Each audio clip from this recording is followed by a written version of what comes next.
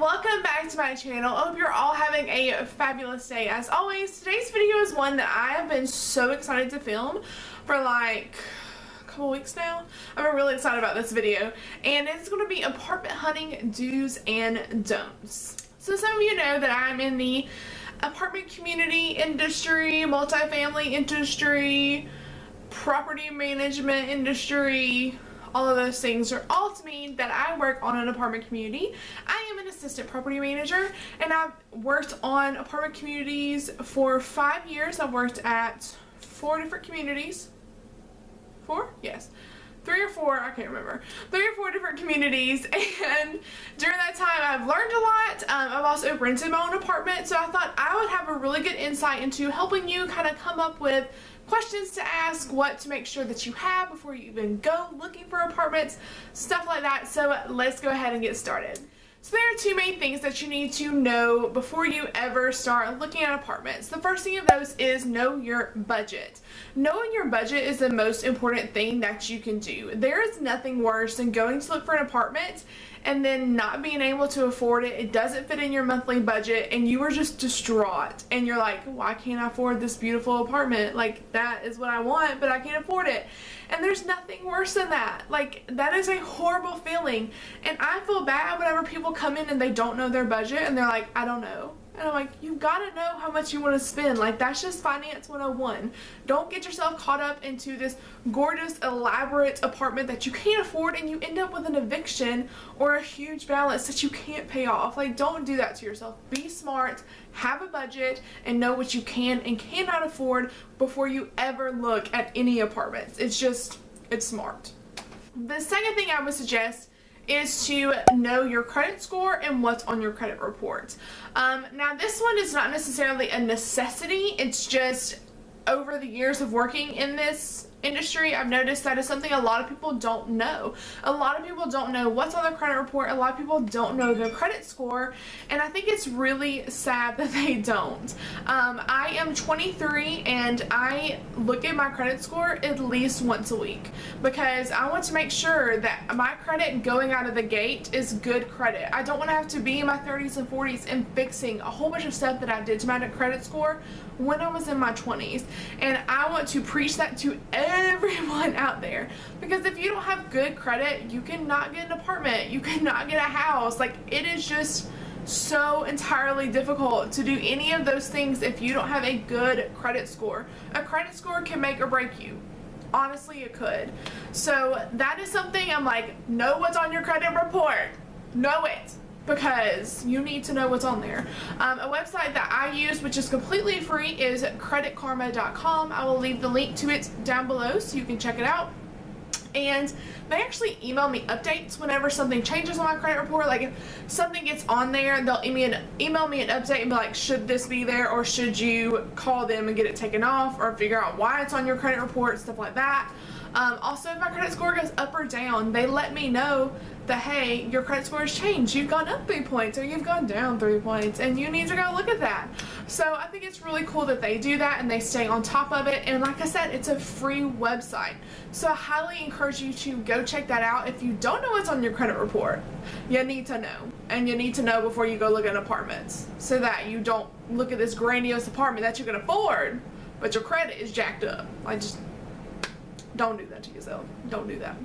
So now you have gotten your budget, and you know your credit report or your credit score, and you are ready to go hunt for some apartments. Yes, this is the fun part. It is fun, it's a little stressful, but it's mostly fun. You get to tour all of these apartments and look at all these different floor plans, and a lot of times they have snacks and drinks or whatever there, and it's fun. But looking at all the apartments that you could possibly look at is really scary. It's kind of daunting because you're like, there's 40 apartments. So what I suggest doing is going on to apartments.com or apartmentfinder.com and looking up apartments in your area. Usually they have a basic price range on there, so I suggest you kind of go by that. But also call the community itself, guys. Make sure you call the community, because those 2 sites, yes, are really good at kind of keeping you up to date on prices. However, sometimes different communities, their prices change daily, or they change weekly or monthly, and they may not have had the time to update the pricing on the website. So I always suggest calling the community and being like, hey, this is your price online. Is this the same price that you are currently running? Or, you know, has it gone up or down? And usually they're pretty friendly about it. I'm usually like, yes, that is correct, or no, I'm sorry, that's not correct anymore. This is our new price, but do you think it would work with your budget? Whatever. So I would always suggest calling the community first before going out to visit. Another thing I would suggest doing is scheduling an appointment and actually going to your appointment. The summer is the busiest time for us as people in the apartment business, as they say. We are the busiest during the summer. That's when everyone wants to move. Everyone wants to move, and that is our busiest season. And a lot of times we may be swamped. We may have one person with a prospective resident, somebody with a current resident, and it's just like crazy and wild. And so if you have an appointment, then usually the person's like, okay, well, I know I'm free at this time, you can come by, and then that way it's more focused on you, it's more tailored to you, and that way you're not having to wait for 30 or 45 minutes for that person to have the time to show you an apartment and ask you about your needs and what you're looking for and stuff like that. Another thing I would suggest you do is answer everything that person asks you very specifically. The reason that we ask you so many questions when you go to look for an apartment is because those are all questions that help us find the exact home that you were looking for, which is really important. You don't want to go to an apartment community and you don't have a pet or you don't have kids and they want to sit there and talk at the playground for 45 minutes about all the different equipment that they have, or they want to talk at their pet park for like 20 minutes about how great their pet park is. If you don't have pets and you don't have a plate, like you don't have kids, I'm not gonna really hit on that. I'm sorry, I'm just not. I'll tell you that we do have those just in case any of those things change, but that's not something that you're specifically focused on, and that's not something you're specifically looking for. So in order to make your tour at each community as tailored to you as possible, make sure you are answering all of those questions that leasing agent or assistant manager or manager that are asking of you, and you answer them as specifically as possible to make it easier for us and to make it easier for all of you looking for an apartment. That way you're not wasting either of our times, okay? It just makes things so much easier. Now there are a couple of things that I would suggest you always ask at every single community. The first thing I would always ask is, how often do your rates change? And the reason I would ask that is because some communities are on a specific system where their prices change daily based on the market rates and the occupancy, availability, all that kind of stuff. And some people are at a fixed rate for a certain amount of time. And usually they know, unless they're like brand new, which they need to figure that out, just so you know. But usually they know, hey, this is my fixed rate, but I know I'm due an increase at this time frame, so our prices could be going up, or our prices are daily, they increase or decrease daily, they change daily, and so this price is only valid for this certain time frame. After that, you would be at the new price, that is whatever is offered that specific day you come in to apply. So I always make sure that you ask, are prices, you know, fixed rates or do they change daily? That's always something you really want to know. Another question that you really want to ask is utilities. What utilities are included? What utilities are not included? You need to find out different companies. What are the utility companies for this apartment community? Some communities don't allow satellite dishes, and if you're a big satellite dishwasher, well, you might want to know that. Also, another thing you probably want to make sure you know about is credit score and credit report. What do they look for? Do they have a specific score that they require for you to have? Or if it's not a specific score, like do they specify certain things in your credit report or automatic denials? You want to be as upfront with this person as possible, because they are going to be the ones that kind of help lead you into the path of, I know that's not going to work for you, and I know that you are going to be declined, so there is no need in you to even put the money down for the application. Or you know, they can never guarantee it based on what you're saying to them, but they know what their automatic no's are. They should know what's an automatic denial for them. It can't be changed. I know what my automatic denials are. So everyone should know what they are at the community they work at. And if you say something like, I know that's going to be a decline, but maybe I can help you at a different community, or maybe I can find something else that will be able to help you. So be as honest as possible when it comes to your credit reports, and ask very specific questions about your credit report, credit score, everything like that. Another thing that I think a lot of more younger people kind of get caught up in is the prettiness of the apartment itself. And while yes, I do want you to kind of be swept away in the prettiness as someone that's leasing apartments, I also want you to think about the functionality of the apartment. I want you to think about, would this really work for you? Okay, so if you are someone that's a huge cook, why would you settle for a super small kitchen? You are going to be miserable that entire lease term. If you are someone that loves to entertain, then why would you pick an apartment that may have a really tiny living room even though it's set up beautifully? Go for stuff that you know you really want in an apartment.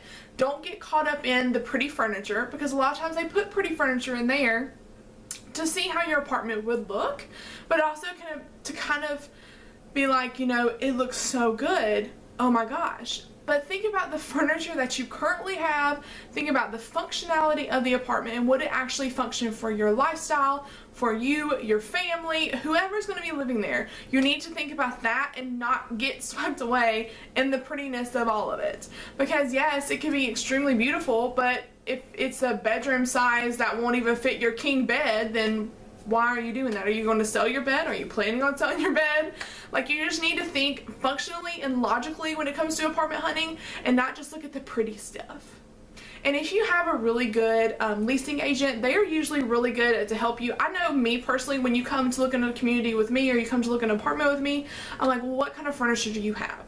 Okay, you have a section, okay, perfect. So this will fit this way. Or if you have if you have 2 twin beds, you're going into the guest bedroom, perfect. This is how I've seen twin beds fit in here before, or you could do it this other way. We are really good and knowledgeable at helping you figure out how your furniture would fit in the community. So make sure you just converse that with them. If you're concerned about something, make sure you tell that person. Be like, I love the community, I love all of this that you've shown me, but I'm just not sure about XYZ. And sometimes, you know, they can fix the situation, sometimes they can't. But if it's something simple like, I just don't think my furniture will fit in this space, well then I can kind of brainstorm with you and figure out how we can make this work for you. So just make sure you are very articulate with your needs and what you want, especially when you're going to the apartment, and focus on the functionality of how to work and function with your lifestyle. Don't get swept away. Don't get swept away. Okay, I'm gonna say it like 3 times. Don't get swept away. Think about everything that the apartment entails. Think about the budget. Think about everything when you're going into the apartment itself. Something you'll need to ask once you come back from going on the tour of the apartment is, do you have any types of brochures or information you can take with you when you go home and kind of make your decision?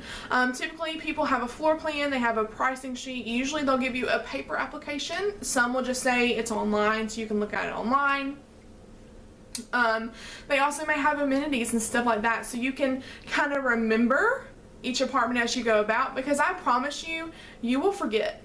I have been doing this long enough, I have hunted apartments myself long enough to know that after a while they all blend in together. All the floor plans blend in together. They are just one after another, and it's like crazy. It really is how it just happens like that.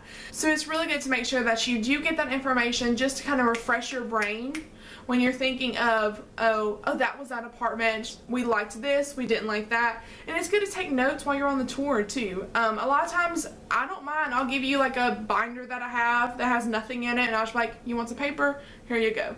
You can write your own notes, whatever. It just depends on you and how you function. Some people need lists to remember things. Some people can just visually remember stuff. So know what's good for you. Know if you need to make lists. But I always suggest getting information to take with you when you go home. So you have your information in hand, and they're probably going to ask you, do you have any other questions? And if you haven't asked by then, I think this is a good time to ask for income qualifications. They've handed you an application if they have them on site, or they've told you online, and this is a really good time to be like, what do you require if I wanted to come back and apply today?